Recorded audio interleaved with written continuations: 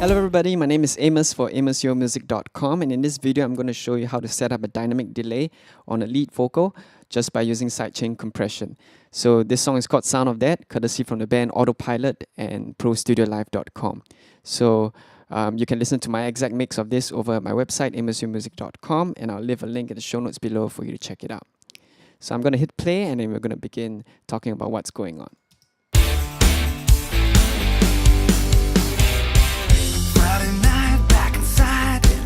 This way, favorite show Pacifico, perfect end of the day. I'm feeling this lonely feeling. It's getting me, but I don't wanna leave it. Got a call on the phone, wonder who it could be. It's the boys making noise about this girl I should see. I feel like I might be healing. Got her on the phone and this is what she said. Hey, why don't I just come on over? Alright, cool. So as you can hear during the verse, you can hear a delay running along the lead vocal. So I'm just going to hit solo and let you hear what's going on by itself. Friday night, back inside, and I like it this way. Favorite show Pacifico, perfect end of the day. I'm feeling this lonely feeling. It's getting me, but I don't wanna leave it. Alright, cool. So what I've done is that on my lead vocal channel right here, I've actually buzzed my actual lead vocal track and my parallel compressed one into an aux track right here. And from there, I've also actually sent my effects right here.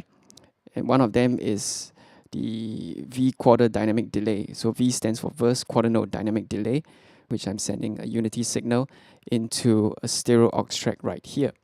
So this stereo aux track has Echo Boy on it, quarter note, mix is set to 100%, feedback just slightly below 9 o'clock, and then low cut filter, high cut filter, and a bit of saturation going on right there.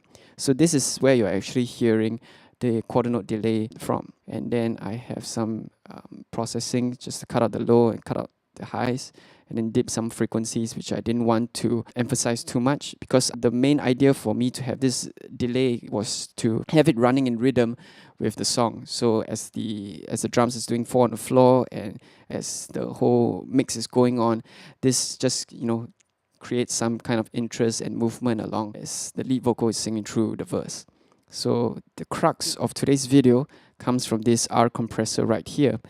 The reason why I'm using this compressor is because of this sidechain feature in the Waves Renaissance compressor. You can use any compressor that has the ability for you to do a sidechain key input.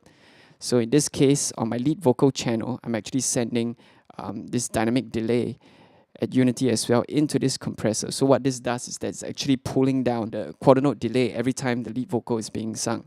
So only when he has finished singing a certain phrase and then he's taking a breath of air before he begins the next one, then you'll be able to hear the delay coming up in volume.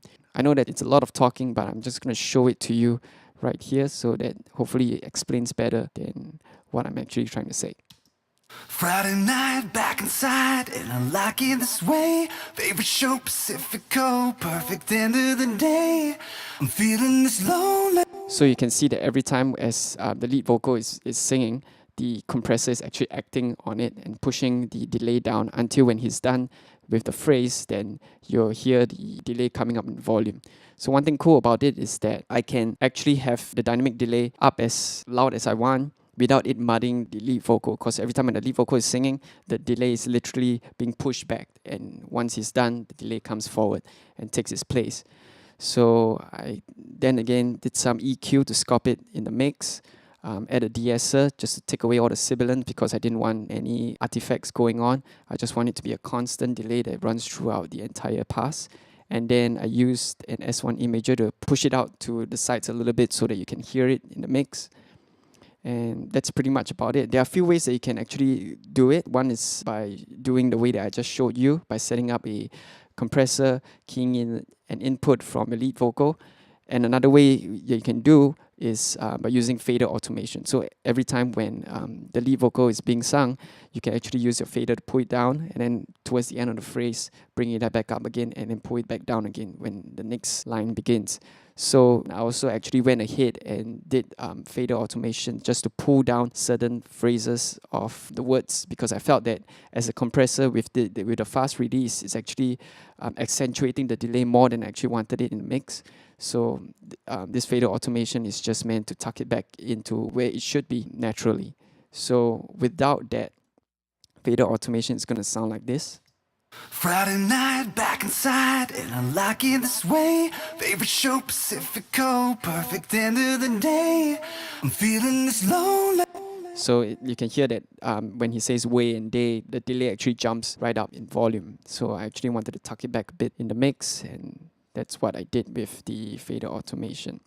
So yeah, that's about it. That's all I have for you for today's video. Do feel free to get creative by using a compressor to help to shape your effects into play for it to be able to work together with the main star of the song, which to me 9 times out of 10 is always the vocals. So I want to create some movement with it, and I didn't want it to be also in the way. And so I felt that this was actually a good compromise for me to get both sides of the cam working well. So until next time, see you again. Friday night, back inside, and I like it this way.